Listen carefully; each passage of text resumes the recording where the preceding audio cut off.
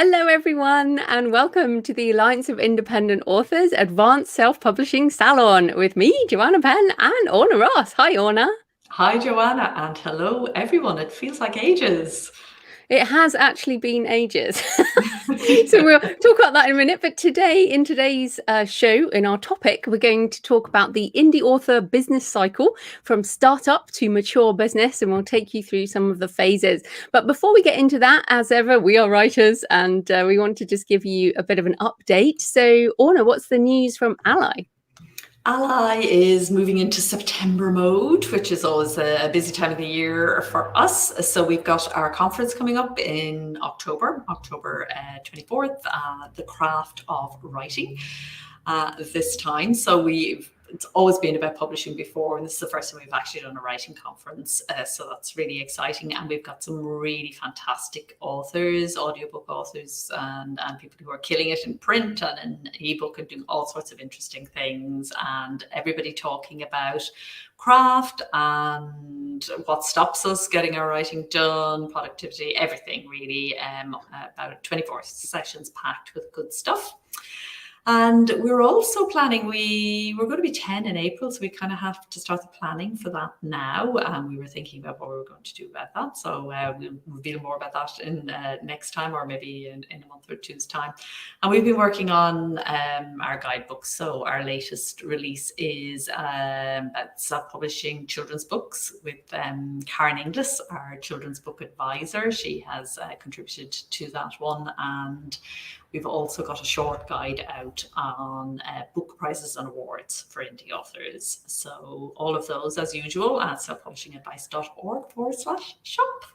What about you? What are you up to? Oh, wait, before me, where can people go to sign up for the conference? That is selfpublishingadviceconference.com. Fantastic. Just so everyone knows, we'll tell you again at the end. Yes, we will. And it will be in the show notes. It is free completely for 3 days, and free Ally members get a free 6-month pass always. But yeah, it'll be there in the show notes. Fantastic. Well, it has been a while. And in fact, I had COVID in July and you had it last year. And it's so funny. So many authors I know have had it. It's, yes, vaccinated. Yes, wearing masks. Yes, avoiding the whole thing. Yet with this whole Delta surge, I got it.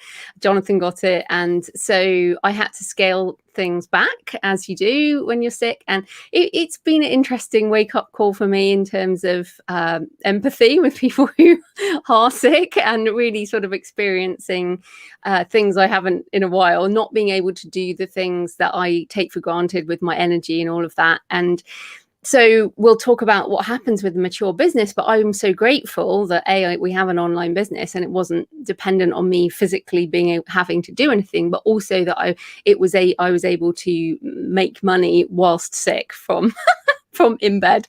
So yes, I think that was interesting. I did manage to Mark, Leslie, Lefebvre and I'd written most of my stuff before I got sick, which was useful. But we have The Relaxed Author coming out in 2 weeks, September the 18th.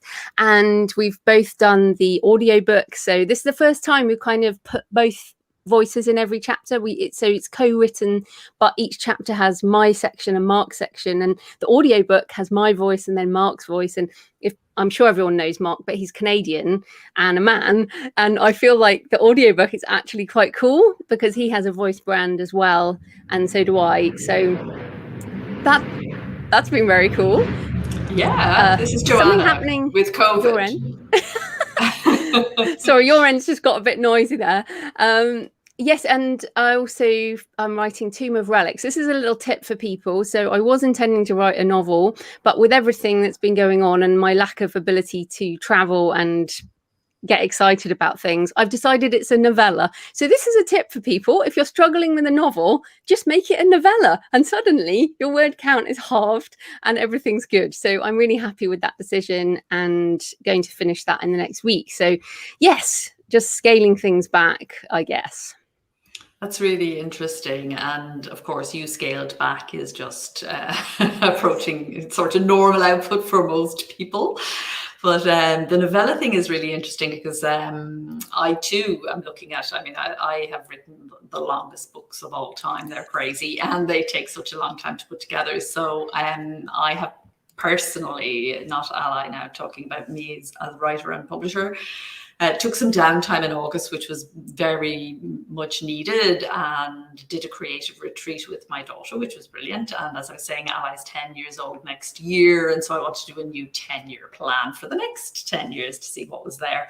So that was really interesting. But one of the things that came out of it was definitely about shorter books and even breaking longer books down into shorter ones and putting my patrons at the heart of what I'm doing, because you and I have spoken a lot about that over the last year, and I want to take that very much into the author business. But yeah, so breaking down some of the books that are, and for me, both for me and I think for patrons, it's a really nice thing is to break it down a longer book into a series of novellas. So that's what I'm doing, and patrons get them exclusively, and it keeps me working and outputting, and it actually ensures that each section of the book is very complete in and of itself. So highly recommend it. So far, so good. Yeah, absolutely. Okay, so let's get into the topic of today's show, which is the indie author business cycle from startup to mature business. And we're going to talk about three phases: the startup phase, then the established author years, and then we'll go into the mature years when you feel like you have a mature business. So let's start with well, I guess we should say up front, Orna, when can people kind of know whether they're in a different phase, as in, what if someone's been writing novels for 20 years but they've just started in indie, or someone has a business outside of indie but has never written a book before? So how do they know where they're going to be in this? Yeah, so I think we are talking about the business of publishing, of becoming a publisher, a good, established, mature publisher. So you might have been published by other people and have been writing and successfully selling books for many years. But if you have never actually, if you're just starting off and looking at hiring an editor, then you're at the very, very start of this cycle that we're talking about here. Yeah. Okay. No, I think that's important, because I felt when I came into the indie space that I didn't know anything about writing a novel, for example, but I knew a lot about business, and that gave me some advantages and other disadvantages. But let's talk about the startup years first, because I feel like so many people coming into Ally, for example, are at this phase. A lot of people who email me, and the obsession is all the stuff at the beginning. It's finishing the first book, for example. It's just selling any copies at all. It's trying to, I guess, make money back in some way, even though that's not necessarily realistic. It's struggling to balance everything. So what do you think are some of the other things in that first phase? I always think of the first 2 years is about survival. Is this baby going to get up on its legs and walk kind of thing? So there's an awful lot going on. I mean, it's a huge growth period, personally. So it's almost like you have to grow as an individual, as a writer, as a publisher, in order for the business to grow. So things like establishing writing and publishing routine, understanding the different hats you have to wear as a writer and publisher, getting to understand the reader's perspective, so as a writer, you're just thinking about the words. As a publisher, you have to think about how you get your books into the hands of readers, how readers receive them, where you're positioned in the marketplace. And you've got to do all of that while managing and budgeting time, energy, and money. So there's a lot going on. And the word we hear most often in this phase is definitely overwhelm. I'm overwhelmed. And I think the thing is to just keep going. It almost doesn't matter what you're doing, as long as you are progressing. You're making some kind of, intentional choices each week, and you almost certainly won't be meeting all your plans. Most people in this phase way overestimate their what they can get done in a week, let's say. But yeah, there are It's a very exciting time, I think. And, in the learning, a lot of illusions that, when you're a trade published author, or if you haven't published at all or tried to publish, you can go around in a bit of a fuzz of, dreams and illusions about the publishing business, about, publishers, agents, other writers, all that kind of thing. You lose some of those illusions in the practicalities and the hard-headed business of writing, and you've a lot to learn. Yeah, I think, like you mentioned, you have to learn a lot. I think the language, you and I have talked about this so much over the years, the words we use within the indie movement, really, and the acronyms, from KDP to, or KWL and all these different language. If you don't know what they are perma-free, people are like, what do all these terms mean? I know Ally has a glossary of terms, but it's almost like that's why I like to listen to podcasts like when I was learning about financial management, for example. If you listen to things long enough, the pennies start to drop. So if you're in this early phase, you almost have to listen to things and read things and wait until these pennies drop. You cannot learn it all at once. And I guess the other thing is, the very good thing is that no one knows who you are, and you might hate that, but it's actually a good thing, because you will make mistakes. We all make mistakes, and mistakes are how we learn. We've had a good show on all the mistakes we've made, which was quite fun earlier this year, I think. Goodness knows, time flies. But I think that the point is that you have to balance your time. When I was in this phase, I would write in the morning, so create in the morning and before I went to my day job. And then in the evening, I would learn things, podcasts, start my blog, email. That's when I met you on Twitter, all the, separate your creation time from all the other stuff time. Otherwise, you will literally never do the writing, because there's so much to learn, I guess. What, any other tips on sorting it out in the first couple of years? Stay core.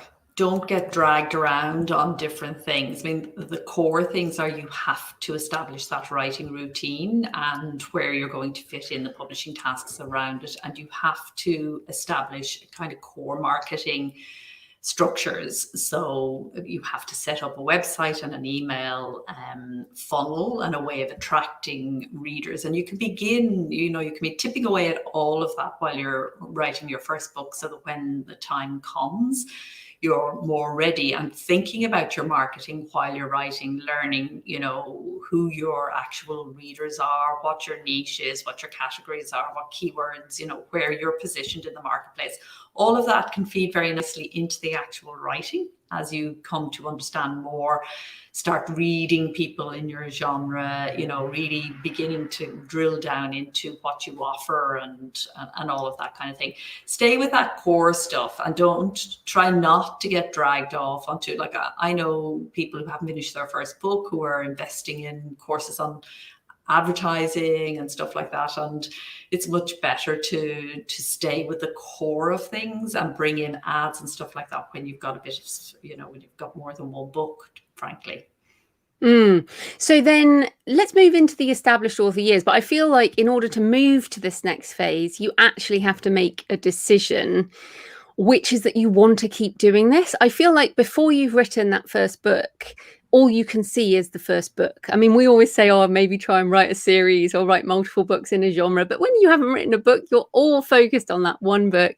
It's everything. And you almost, either you get the bug or you don't. And there is absolutely nothing wrong with writing one book or two books or a couple of books and then not moving into another phase, not running a business. And in fact, in the Relaxed Author, one of our questions is, do you really want to run an author business? And if you don't, then awesome, this can be a hobby. But we're assuming, because this is the advanced show, that this is a decision that you're going to take and you're going to move forward. So we've said kind of 3 years, but I also think it's dependent on how much potential time you've spent. So this is 3 years actually applying yourself to writing, publishing, marketing, as opposed to 3 years where you haven't done anything on these topics. So, but sales are increasing. You definitely have more than one book. People know who you are. You have a bit of an email list, and you're really thinking about, do I want to grow this? How do I get further. And it's funny, like you talk about the overarching thing. I do think one of the biggest things in this phase is I have too much to do. I need to outsource. I feel like when you feel that moment of I have to outsource, but I can't quite afford it, you're in this phase. Congratulations, you're in this phase. How else can you know that you're in this phase? Yeah, I think that's great. And I think the other thing is you stop fretting about what you're spending and think more about how to get return on investment. So you actually begin to adopt more of a money mindset. At the beginning, you're just trying to scrape together what you can to pay an editor and get a book done and made. But in this phase, you're beginning to think about, okay, if I spend $1, I can make $2 kind of thing. And I think also you necessarily become more even if your planning is very organic and loose, you have to kind of know where you're going, because an author business is not something that happens by accident. No, nobody falls into this one. It is a very intentional business, because in order to preserve the writing self, you have to be really intentional about your time and your energy, and so the amount of time that you have for the other tasks, you really have to get very proactive. So I think that's the real feature of this phase, and the people who kind of get through this and start to really grow here are those who become less reactive to what's going on around them, and very, very focused and proactive about what they want to do, and have got that ability now to balance the two sides of themselves, which the public side of publication and the private side of creating more books, maybe thinking about an online course, or maybe have a couple of courses going. And also, I think a feature that comes in here, as well as hiring assistants, is collaboration with other authors in your genre and niche. You see that happening in this phase. Yeah, and in fact, on that collaboration, it's also about community. So we absolutely realise how hard it is in that first phase. You want to approach other authors, you want to meet more people, but you feel like you haven't got very far. And to be honest, this is completely true. The number of people we see who pop up, or the people who email me and say, how do I do this, and then we never hear from them again, they disappear. So it's almost like if people have been around a couple of years and they've you know who they are more than you do when they just arrived. And the reality is that people disappear. There is a kind of pyramid, and that people fall away. So after a couple of years, yes, your business is more established. And look, this is true in any business, in any niche. It's not just for authors. This is anything. Whatever business you start, it takes time to become more established. So you mentioned collaboration. So community, getting to know people more, is more likely once you've been around. And also you take people more seriously when you see that they are taking themselves seriously, and they are, writing more books. And, I'm far more likely to answer a question about this phase if I see someone has a couple of books and they've, tried hard with their brand and got a website and things like that. So look, there's plenty of information out there. It's choosing what you want to apply and setting it up. And as you say, that planning, it doesn't have to be, I'm going to write 4 books next year, but you at least should know, I am writing another book and it's going to be in this genre, and that's my target audience, and that type of thing. And then in terms of the money, I would say that in this phase, you should be making enough money in this sort of phase that you can, as you said, you can focus on return on investment, that you have money to pay editors, that you are making some profit. But I don't think most people are going to be making enough here to give up a job, or you might be, as Hugh Howey famously said early on in indie, if you can pay your mortgage for 1 month of the year with your indie money, or you can go on holiday with your indie money, that's success, and that's great. That's probably in this type of phase.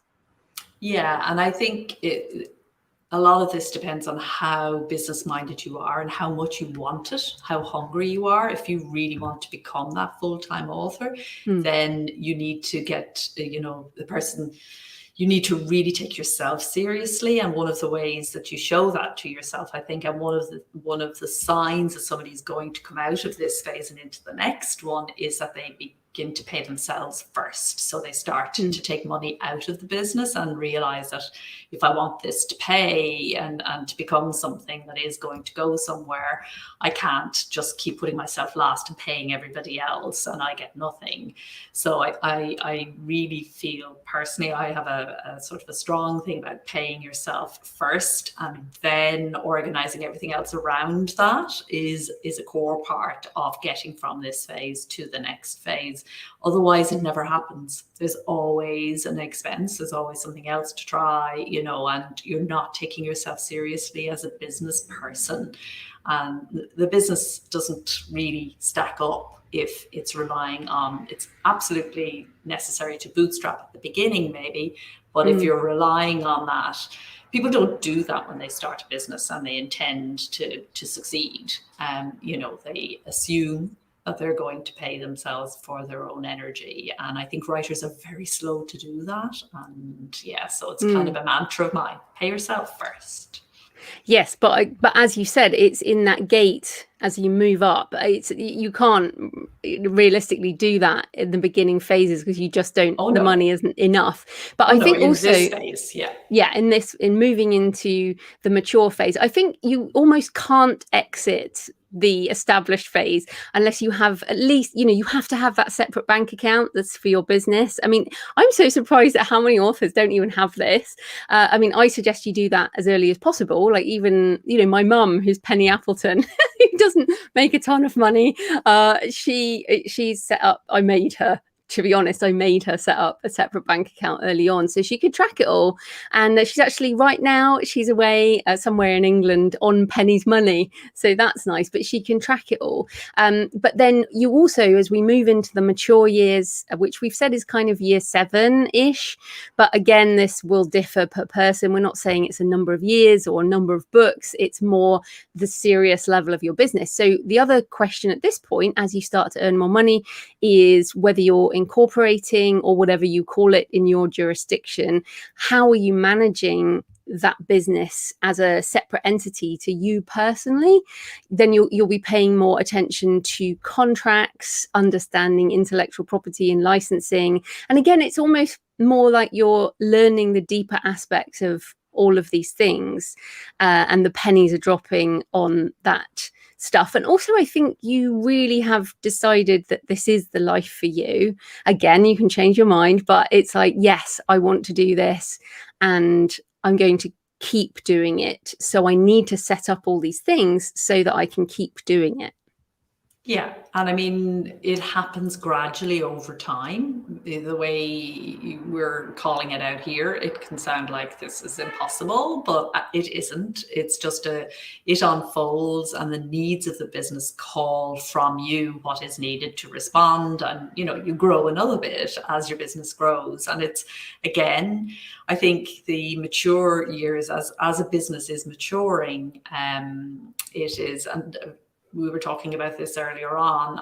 For me, the Alliance of Independent Authors, while it's a non-profit, it is run very much on business lines, and it is a mature business. It is, whereas my publishing business is still in those interim years, and I feel that the mature years again get very exciting, but that interim phase is very much about, you're being tested a lot of the time. Do you really want this? And it is an amazing thing to be an author publisher, actually, to have the freedom. Like when I talk to other creatives in other industries and film and other places, you just don't have, nobody has the creative and commercial freedom that we have. It is incredibly free, but it is also, the other side of that is that there's a lot of responsibility and a lot of stuff to kind of sort out. And I think in those middle years, you're constantly, trying to get those together in a way. And then as you come into maturity, there's great pleasure, and the creativity can always come back in then. It's like, you were saying, you see the advantage when you're ill. The business can actually function without you. You also then get to step back a bit and maybe do some more creative things and things that are not purely about surviving and thriving. You can actually get more fun back into things again. So yeah, it is definitely, if it tickles your fancy, it is definitely a wonderful phase to get into, and it's a wonderful job to be in.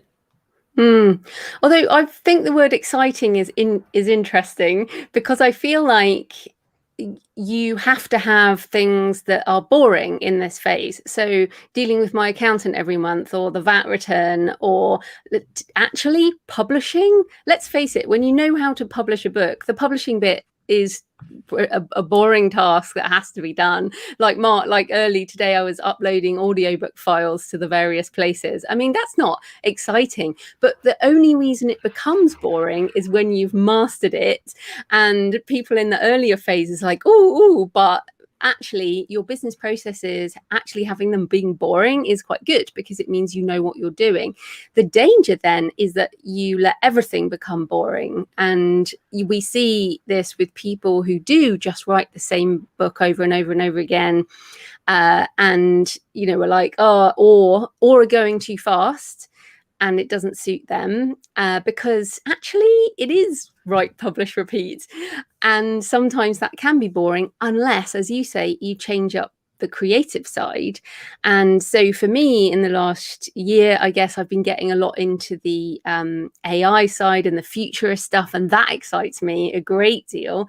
And I've also been doing a lot more on the travel side. My books and travel podcast and website. I've been doing blog posts, which I don't do on the Creative Penn anymore. So it's, as you say, it's keeping the stability of the core stuff and moving your energy into other things. But in order to do that, I've had to turn off some income streams. Like I don't do webinars anymore, for example.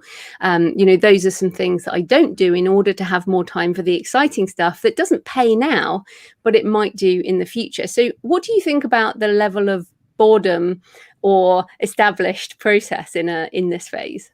Yeah, I think it's very much about, outsourcing the stuff that you don't enjoy doing, I think. And you can now, so earlier on you can't, but now you can. And so, if there are book production tasks you don't like, or, finance or things, outsourcing as much as you can, keeping the things that only you can do, or that you absolutely love to do. I think that's the key here. And then the freedom to expand to the next level, because creativity is always about expansion. So it is very possible to get stuck in a rut, and it's very important that you don't. And again, there's a lot to manage. So, there's the backlist. There are always things that need to, everything's always changing in this world, and you're changing, and the books are changing. And particularly if you write nonfiction that needs updating and all that kind of stuff, there can be a lot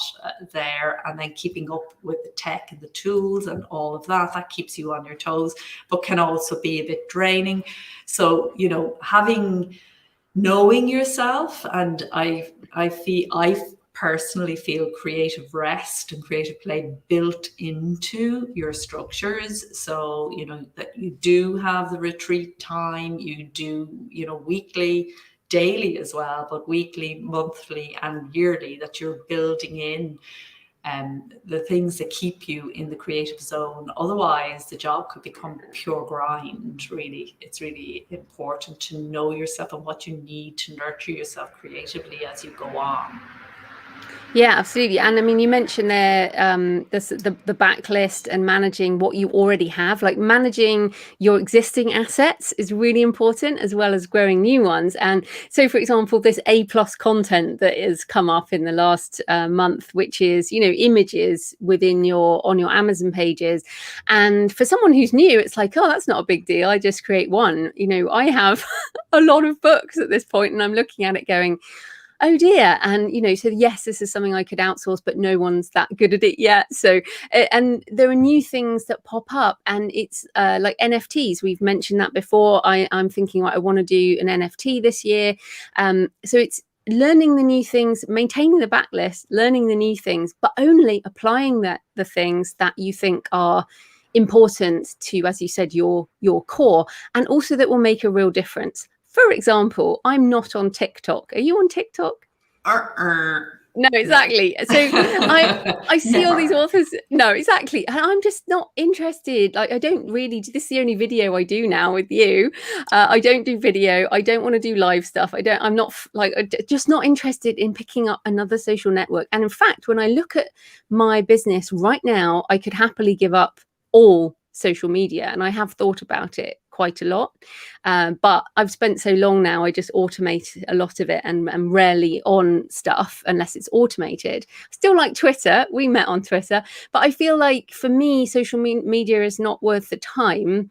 I would rather, for example, do another podcast interview or send an email or do something like that. And I focus on audio. So as you move into these mature phases, I feel like you start cutting things away. So I mentioned I don't do webinars, for example. Never say never, but you know, cutting things away to focus on the stuff that really works for you, because now you know what that is. You know what sells books, you know what makes money, and you know what you enjoy. So like audio creation is my, you know, is one of my things. So what do you think around that? Do you think have you cut some things away, for example? Yes, yes. And for me, the whole process seems to be cutting things away. Because when I started off, I was so excited by the fact that because I'm a certain age, and I worked in publishing for a long time. When self-publishing came along, to me, it was like a fairground. I just thought, we can do this and we can do that. I can't believe it. So I was, bouncing around all over the place. So yeah, for me, maturity and in the business has been a process of letting go, and I think it is for a lot of people. And I think also that I'm going to kind of argue against myself in another way now. I think another feature of this time, though, is that you can do both. You don't have to just do one thing. And what I'm thinking of is very specifically, you may be exclusive to Amazon on some books, but you may go wide on others, for example, or you self-publish some books, but you might, trade publish others. You can do that kind of thing in a mature business, which I think if you're doing it earlier, it can get very confusing. And also you're not in demand. So you don't have rights buyers coming and looking for your stuff anyway. This is what I'm talking about. Sometimes authors spend a lot of time thinking about this stuff way too early, but in this mature phase, it definitely happens. So it's like you've got this core. I think when it comes into the mature phase, you've got this core. It works well. It could, work well without you. You've got enough books that are actually producing an income and or whatever other services or things that support it. That's working well. And then around it, you're doing all these other experiments and explorations. You keep that experimenting, exploring kind of side open and alive while doing the work that maintains the core. And then I was also thinking about the mindset side. I feel like there is a confidence in, I know what I'm doing. And that is definitely not there at the beginning. And you're trying to figure out what you should be doing, and you're going to do it wrong. And I think when you get to our point in the maturity level, which is, yeah, I might do it wrong, or it might not work, but I'm going to do it anyway. And I feel more confident. I mean, it's easier to be more confident, even in your craft. People don't know I'm not traditionally published in English. Like, I didn't come out of traditional publishing like you did, but my confidence comes, I guess, from a decade full time as of this week. Oh, Actually, yeah, I congratulations. just realized it Yay. was a decade this week, 2011, September 2011, and book sales and income and reviews and all of those things, so that I can feel more confident. Now, the self-doubt never goes away in a creative sense, but I can be confident in my business. And so, as I said earlier, when I had COVID and I couldn't do anything for about 2 weeks, and then for about a month I could only do one thing a day. So one thing a day for me is a very difficult choice. But I was able to pare it all down. And actually, I had a really good financial month because I could pull a few levers. I did some direct sales, 50% off my books and courses, which I didn't have to do anything for.